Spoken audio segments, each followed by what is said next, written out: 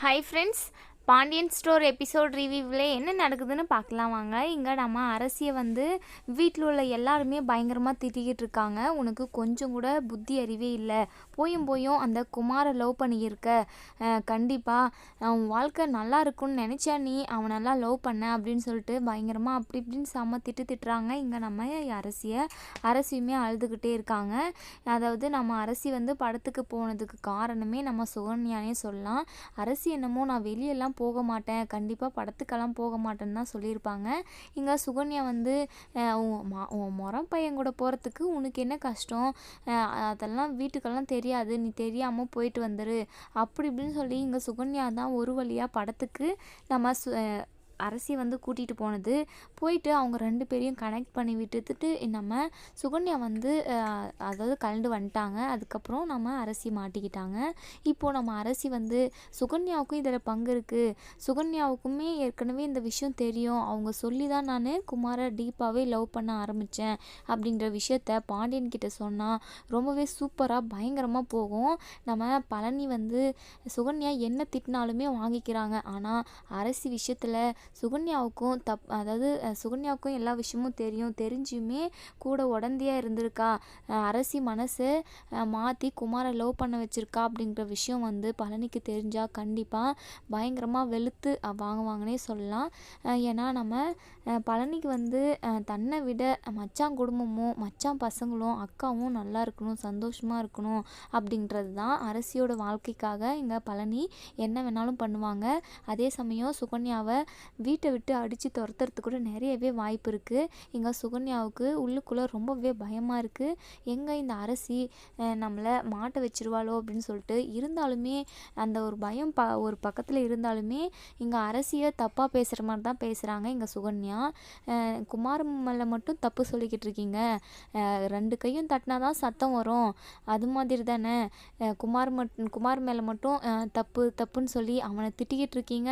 அவன் முன்ன மாதிரியெல்லாம் இல்லை, இப்போ ரொம்பவே மாறிட்டான், ரொம்ப நல்ல பையன், அவனுக்கு அரசியை கல்யாணம் பண்ணி கொடுத்தா என்ன தப்பு அப்படின்னு சொல்லிட்டு கோமதி கிட்ட மீனா கிட்ட சொல்கிறாங்க. இங்கே பாண்டியன்னு அப்போ இருக்கிறதுல இங்கே கோமதிக்கு பயங்கரமாக கோவம் வருது.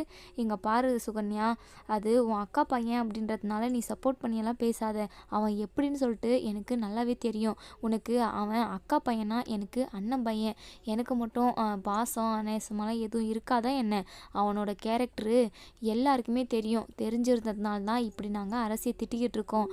உனக்கு கொஞ்சம் கூட வருத்தமே இல்லைல்ல, வீட்டில் இவ்வளோ பெரிய பிரச்சனை போய்கிட்டு இருக்கு, அப்போவும் அரசியை குத்தம் சொல்லி தான் பேசிக்கிட்டு இருக்க, வேற என்ன பண்ணுறது, அவள் தப்பு பண்ணிட்டு வந்துட்டால, எல்லா கெட்ட பேரையும் வாங்கி தானே ஆகணும், அவளை எவ்வளோ ஒழுக்கமாக வளர்க்கணும்னு நினச்சோம், நாங்கள் ஒழுக்கத்தெல்லாம் சொல்லி கொடுத்து தான் வளர்த்தோம், ஆனால் போயும் இப்படி ஒரு வேலையை செஞ்சுட்டு எங்களை எல்லார் முன்னாடியும் தலைகுனிய வச்சுட்டா பாவியவ அப்படின்னு சொல்லிட்டு எங்கள் கோமதி திரும்பவும் அரசியை திட்ட ஸ்டார்ட் பண்ணுறாங்க.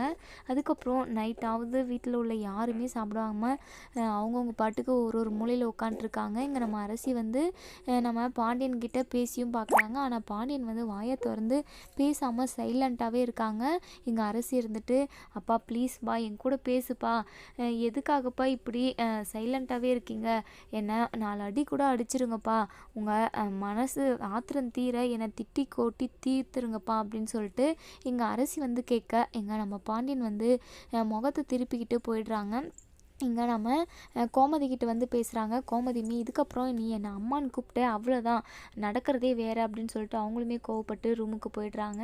இங்கே நம்ம மீனா இங்கே பாரு அரசி, ஏதோ உன்னுடைய வயசு அந்த மாதிரி தப்பு பண்ணிட்ட, ஏதோ வேறு யாரையாச்சும் லவ் பண்ணியிருந்தா கூட அந்த லவ்வை வீட்டில் ஒத்துட்டு இருந்திருப்பாங்க, ஆனால் நீ குமாரை லவ் பண்ணதுனால தான் வீட்டில் உள்ள எல்லாருமே உன்னை திட்டிக்கிட்டு இருக்காங்க, உன் வாழ்க்கை எங்கே நல்லா இல்லாமல் போயிடுமோ, அவனை கல்யாணம் பண்ணிக்கிட்டா நீ கஷ்டப்படுவ அப்படின்றதுனால தான் எல்லாருமே உன்னை திட்டிக்கிட்டு இருக்காங்க அப்படின்னு சொல்கிறாங்க. இங்கே நம்ம அரசி எனக்கு புரியுது அண்ணி, என்னுடைய சுச்சுவேஷன் அப்படி, நான் அவரை லவ் பண்ணக்கூடாதுன்னு தான் நினச்சேன், நான் எத்தனையோ டைம் அவரை அவாய்ட் பண்ண தான் செஞ்சேன், ஆனால் அவர் பின்னாடியே துரத்தி என்னென்னமோ சொல்லி என்னை பேசி ஓகே சொல்ல வச்சுட்டார் அண்ணி, என்ன பண்ணுறதுனே தெரியல எனக்கு, இப்போ அம்மாவும் பேச மாட்டேங்கிறாங்க, அப்பாவும் பேச மாட்டேங்கிறாங்க, எனக்கு உயிரோடு இருக்கவே பிடிக்கல அண்ணி அப்படின்னு சொல்கிறாங்க.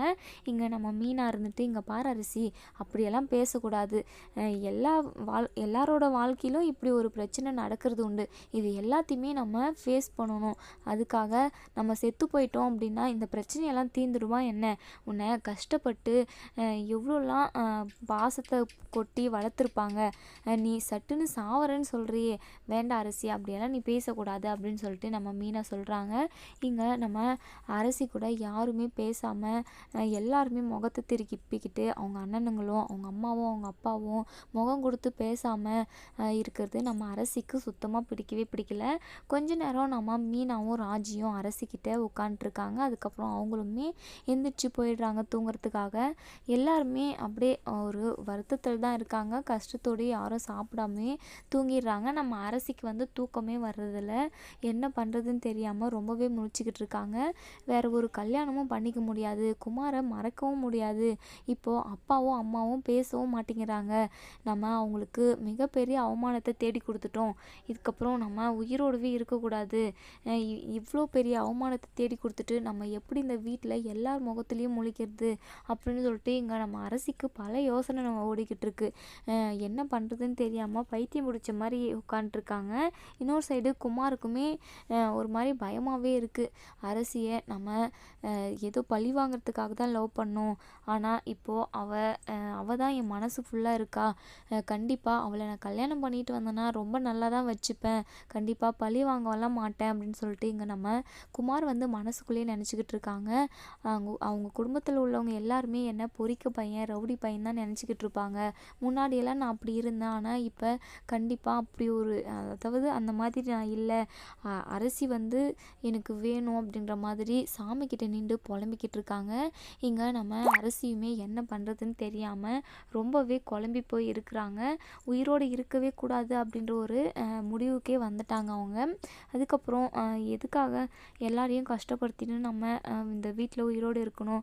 அம்மாவுமே சொல்லிச்சு, இவ செத்து போனாலுமே நான் கவலைப்பட்டிருக்க மாட்டேன் அப்படின்னு சொல்லி, நம்ம உயிரோடவே இருக்கக்கூடாது அப்படின்னு சொல்லிட்டு அங்கே ஒரு விஷம், அதாவது இந்த எலிக்கு வைக்கிற பேஸ்ட்டு ஒன்று இருக்குது, அதை எடுத்து நம்ம அரசி வந்து நிறையவே சாப்பிட்றாங்க. கொஞ்சம் நேரத்தில் அப்படியே மயக்கம் வருது, வாயிலிருந்து ரத்தமெல்லாம் வந்துடுது, அப்படியே மயங்கி விழுந்துடுறாங்க. இங்கே நம்ம மீனா வந்து தண்ணி எடுக்கிறதுக்காக வராங்க. இங்கே நம்ம அரசி வந்து தூங்கியிருக்காங்க தான் நினச்சிட்டு போகிறாங்க. ஆனால் அவங்க முகத்தை நல்லா பார்த்ததுமே வாயிலிருந்து ரத்தமெல்லாம் வந்ததை பார்த்துட்டு ரொம்பவே பதட்டப்படுறாங்க. உடனே வீட்டில் உள்ளவங்க எல்லாருமே கூப்பிடுறாங்க. அத்தை, மாமா அப்படின்னு சொல்லிட்டு பயங்கர சவுண்டோடு கூப்பிட எல்லாருமே ரொம்பவே பதட்டத்தோடு ஓடி வராங்க. அரசி ஏதோ சாப்பிட்ருக்கா, அதனால தான் வாயிலிருந்து ரத்தம் வருது, எனக்கு ரொம்ப பயமாக இருக்குது அப்படின்னு சொல்லி மீனா வந்து சத்தமாக சொல்கிறாங்க. இங்கே நம்ம பாண்டியனும் கோமதியும் பயங்கர ஷாக் ஆகுறாங்க.